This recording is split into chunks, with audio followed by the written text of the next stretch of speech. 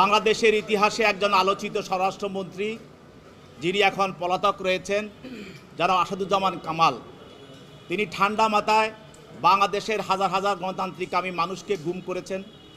তার নির্দেশে হাজার হাজার মানুষকে হত্যা করা হয়েছে, ক্রস ফায়ার তাদেরকে হত্যা করা হয়েছে এবং তিনি এইসব হত্যা এবং গুম এবং ক্রস ফায়ার সঙ্গে জড়িত আসাদুজ্জামান কামাল এবং তিনি স্বৈরাচার হাসিনাকে ক্ষমতা বসানোর জন্য পুলিশ বাহিনীকে দিয়ে হাজার হাজার নেতাকর্মীকে তিনি হত্যা করিয়েছেন।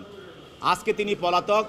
তার ছেলে সাফি মোহাম্মদ খান কামাল জ্যোতি, সেও তার পিতার সঙ্গে দীর্ঘদিন এই স্বরাষ্ট্র মন্ত্রণালয়ের সঙ্গে জড়িত এবং সে পুলিশের পদোন্নতি বদলি এবং এই বিষয়ে সে এবং পুলিশের নিয়োগ বাণিজ্যে সে জড়িত এবং পিতার আশ্রয় প্রশ্রয়ে সে একটি সন্ত্রাসী সাম্রাজ্য গড়ে তুলেছিল এই জ্যোতি, যাকে আজকে আদালতে উপস্থাপিত করা হয়েছে।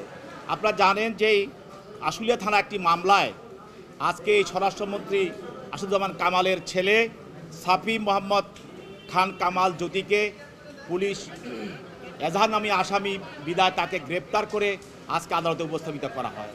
এই মামলায় যিনি বাদী এবং তিনি ভিকটিম, তিনি হলেন AIUB ইউনিভার্সিটির ৪র্থ সেমিস্টার একটি ছাত্র।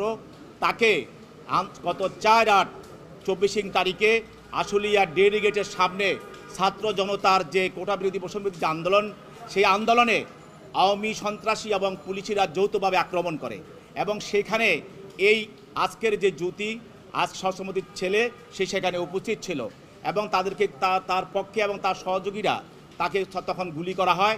সেই গুলিতে তার পেটে, পায়ে এবং শরীরে 3টি গুলিতে গুলিবিদ্ধ হয়। পরবর্তীতে সেই বিভিন্ন মেডিকেলের চিকিৎসা নেয়, সর্বশেষ ঢাকা মেডিকেলেতে চিকিৎসা নিয়ে পরবর্তীতে সেই মামলা দায়ের করে। এই মামলায় শেখ হাসিনা, আসাদুজ্জামান কামাল সহ আরও অন্যান্য নেতৃবৃন্দকে তাদের ষড়যন্ত্রিক অপরাধমূলক ষড়যন্ত্রের কারণে তাদেরকে আসামি করা হয় এবং এই আসামি তার বিরুদ্ধে অপরাধমূলক ষড়যন্ত্র এবং ঘটনাস্থলে থেকে তার নেতৃত্বে আওয়ামী সন্ত্রাসীরা ওই মিছিলে গুলি চালায় এবং তাকে এই মামলায় এজাহারভুক্ত আসামি করা হয়।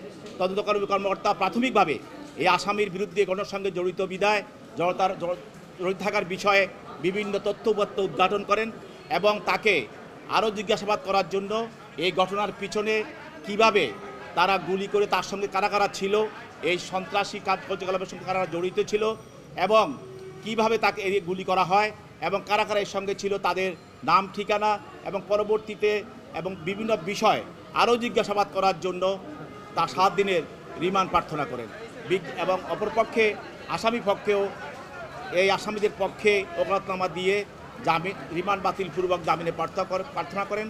আদালত উভয় পক্ষের শুনানি অন্তে এই আসামির বিরুদ্ধে 4 দিনের রিমান্ড মঞ্জুর করেন।